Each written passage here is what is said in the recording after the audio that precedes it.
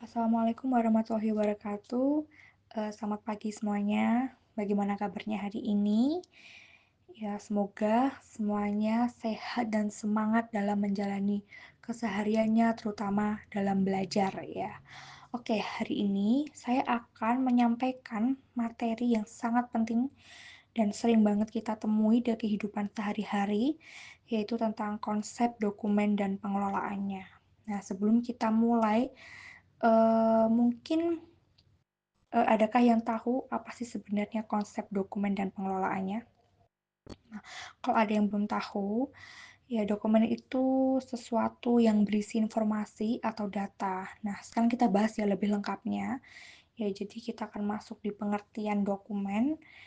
Nah, untuk pengertian dokumen adalah suatu bentuk rekaman tertulis, tercetak, atau elektronik yang berisi informasi, data, atau keterangan yang dapat digunakan sebagai bukti, referensi, atau alat untuk berkomunikasi. Nah, dokumen bisa berupa format fisik seperti kertas atau format digital seperti berkas, teks, gambar, atau audio. Nah, dokumen itu bisa dibilang sebagai rekaman informasi yang bisa berbentuk tulisan, cetakan, atau file digital. Ya, jadi bisa berupa kertas seperti surat, kwitansi, laporan, atau bisa juga berbentuk file digital seperti PDF, foto, video, bahkan rekaman suara. Contohnya, kalau kalian menyimpan ijazah ya, itu termasuk dokumen ya, itu juga termasuk dokumen. Kalau kalian punya foto rapat-rapat, kegiatan di sekolah atau kegiatan-kegiatan di luar sekolah dalam bentuk file di laptop itu juga termasuk dokumen, tapi itu dokumen versi elektronik.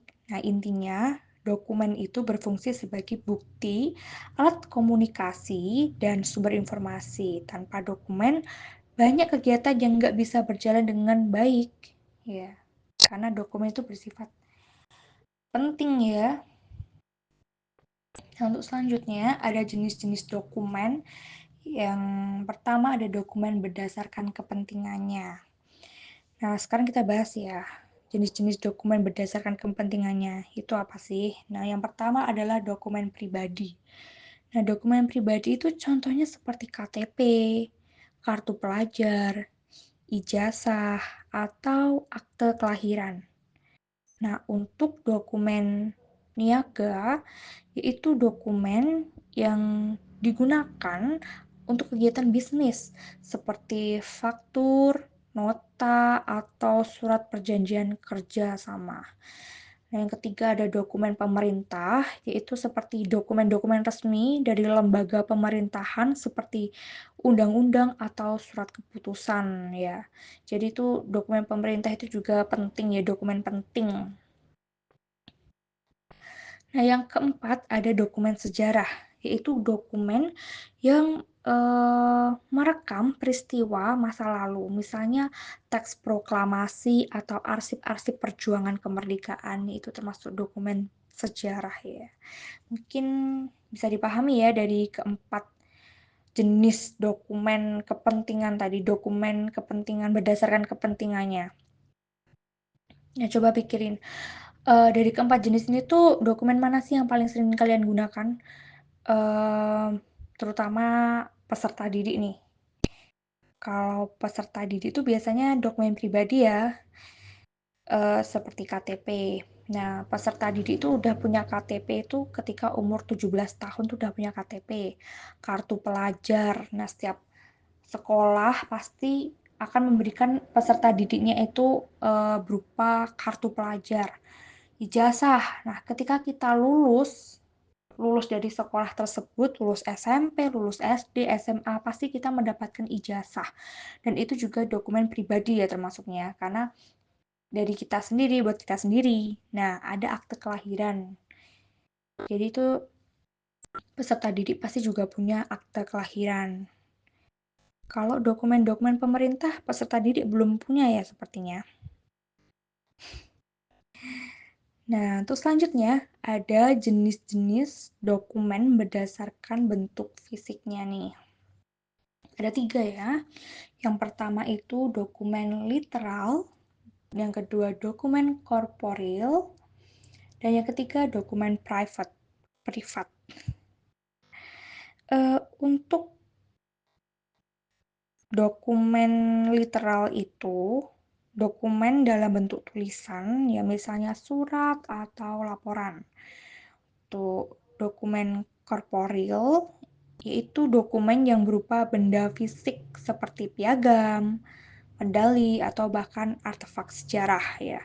Keduanya itu sama-sama penting ya, tergantung tujuannya. Kalau di kantor biasanya yang sering digunakan dokumen literal, tapi kalau di museum itu banyak menggunakan dokumen korporeal. Kalau dokumen private atau dokumen privat ya, dokumen yang berkaitan dengan kepentingan perorangan seperti surat pribadi, catatan, dan dokumen identitas. Nah, dokumen ini maksudnya dokumen yang berisi informasi sensitif dan menyangkut kepentingan perorangan yang dapat digunakan sebagai alat pembuktian penting bagi seseorang ya. Nah, selanjutnya ada dokumen berdasarkan bentuk sifatnya. Yang pertama ada dokumen kontekstual. Nah, dokumen kontekstual itu dokumen yang masih berhubungan langsung dengan peristiwa-peristiwanya. Nah, contohnya itu surat kerja yang masih berlaku ya. Jadi, surat kerja itu termasuk dokumen kontekstual juga ya. Selanjutnya ada dokumen non-kontekstual, yaitu dokumen yang sudah lepas dari konteks tapi tetap punya nilai informasi. Nah, misalnya nih, contohnya seperti foto sejarah lama. Ya, foto sejarah lama itu juga termasuk dokumen non-kontekstual ya, karena tetap punya nilai informasi walaupun sudah lepas dari konteks. Nah, selanjutnya ada dokumen berdasarkan bentuk pengelolaannya. Juga terbagi menjadi dua sama seperti yang bentuk sifatnya tadi. Kalau dokumen konvensional yaitu dokumen yang berbentuk kertas atau fisik ya, biasanya disimpan di map atau lemari-lemari arsip. Kalau dokumen elektronik, ya pasti kalian tahu lah ya dokumen elektronik itu apa. Ya dokumen elektronik itu dokumen dalam bentuk digital ya seperti file komputer, data di cloud, atau email. Nah, kalau sekarang ini di era sekarang ini ya, banyak sekali instansi-instansi, organisasi, perusahaan, apapun itu ya, itu semua itu beralih ke dokumen elektronik ya. Mengapa? Karena menggunakan dokumen elektronik itu lebih cepat ya. Bisa mengefisiensi waktu, bisa menghemat ruang. Nah, jadi perusahaan-perusahaan itu lebih ke menggunakan dokumen elektronik karena cepat ya. Kalau menggunakan kertas, ya pastinya menumpuk ya, kayak surat-surat atau file-file lainnya yang menggunakan kertas itu menumpuk dan menulis ya, tentunya menulis itu tidak bisa mengefisiensi waktu dan tidak bisa hemat ruang karena menyimpan banyak berkas. Nah, kalau sekarang itu enaknya ada dokumen elektronik karena ya lebih cepat, efisien, dan hemat ruang itu tadi ya. Yang selanjutnya ada fungsi dokumen. Nah, sekarang kita bahas fungsi dokumen. Nah, kenapa sih kita harus repot-repot menyimpan dan mengelola dokumen? Nah, di sini tuh ada fungsi-fungsinya. Yang pertama, sebagai alat bukti. Contohnya, dalam hukum, dokumen itu bisa jadi bukti sah. Yang kedua, sebagai alat komunikasi. Ya, misalnya surat resmi antar instansi, seperti itu bisa sebagai alat komunikasi antar perusahaan, kayak ingin bekerja sama, mengirimkan sebuah surat, seperti itu tuh juga termasuk alat komunikasi ya. Komunikasi itu tidak hanya kita mengobrol, tapi komunikasi juga bisa berupa surat ya, karena itu juga alat komunikasi, tidak hanya smartphone, HP saja yang menjadi alat komunikasi, tapi surat resmi itu juga bisa dijadikan alat komunikasi. Apalagi yang sering menggunakan surat itu kan perusahaan-perusahaan yang ingin bekerja sama, seperti itu ya. Yang satunya sebagai alat pengingat atau arsip. Ya, seperti notulen rapat seperti itu. Outline rapat itu penting ya. Jadi itu sangat-sangat penting. Ya, selanjutnya sebagai dasar pengambilan keputusan. Kelima, sebagai alat kontrol dan pengawasan. Dan yang keenam, sebagai sumber informasi dan referensi. Ya, jadi dokumen itu bukan cuma catatan biasa, tapi fondasi ya dari hampir semua kegiatan administrasi. Jadi tuh fungsinya dokumen tuh banyak sekali. Apalagi yang ini ya, yang paling utama itu sebagai alat bukti ketika terjadi, mohon maaf, terjerat hukum, permasalahan, dan ingin membuktikan itu dokumen itu bisa jadi bukti sah. Dan untuk slide selanjutnya itu ada prosedur pengelolaan dokumen ya. Sekarang bagian terpenting bagaimana cara mengelola dokumen dengan benar. Nah, saya rangkum ada 7 tahap utama ya. Yang pertama adalah penciptaan dokumen, yaitu saat dokumen dibuat sesuai kebutuhan, ya dokumen dibuat sesuai kebutuhan kita.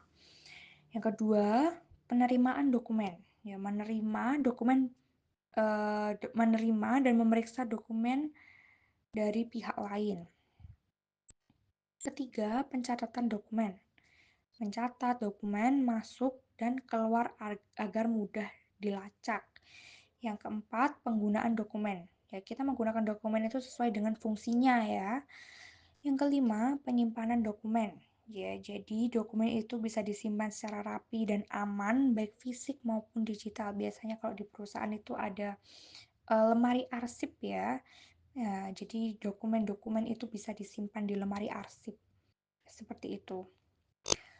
Yang selanjutnya ada pemeliharaan dokumen. Ya, jadi dokumen itu juga harus dijaga agar tetap utuh, tidak rusak, tidak koyak, dan mudah diakses. Apalagi kalau dokumen digital ya, dokumen elektronik itu kan tinggal bikin file khusus dan resikonya itu minim ya, tidak rusak, tidak cacat dokumennya, dan yang terpenting mudah diakses karena tersimpan baik filenya di komputer atau laptop-laptop.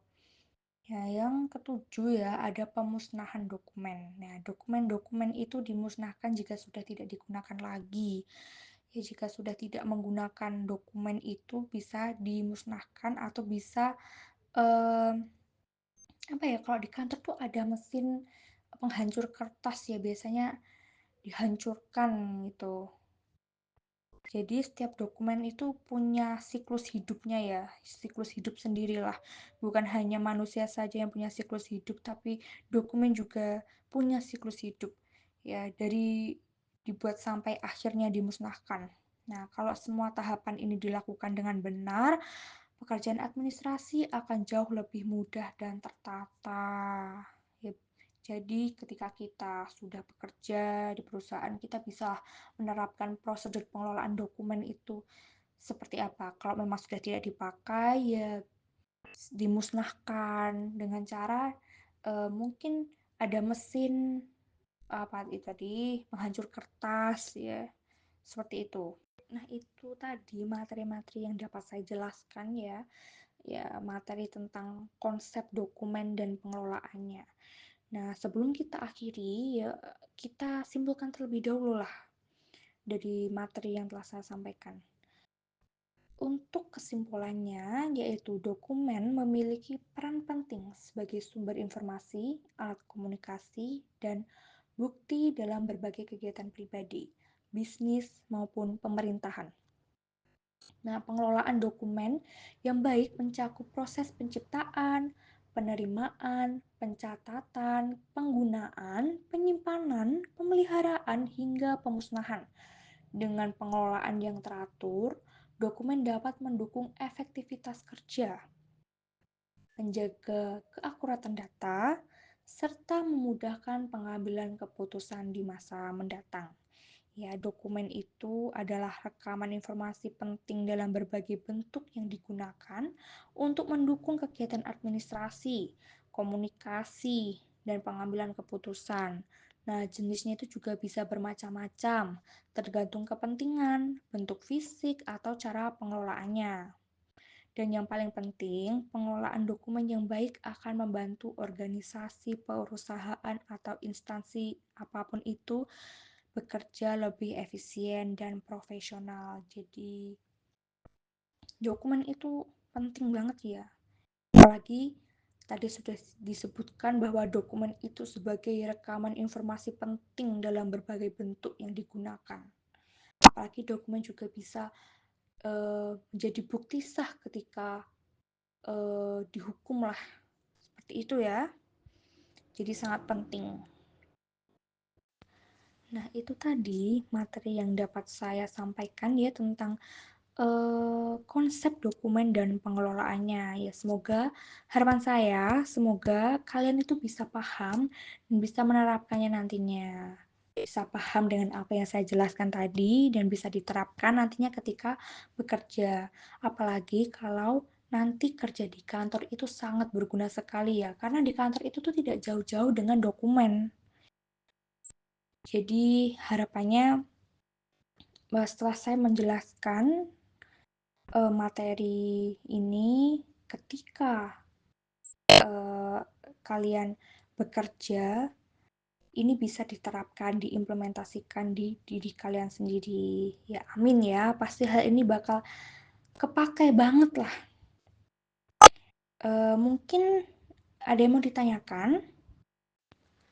Kalau tidak ada, terima kasih banyak sudah menyimak, mendengarkan saya menjelaskan materinya, atau bahkan ada yang mencatat itu lebih bagus. Ya, jadi kalian itu rajin ya.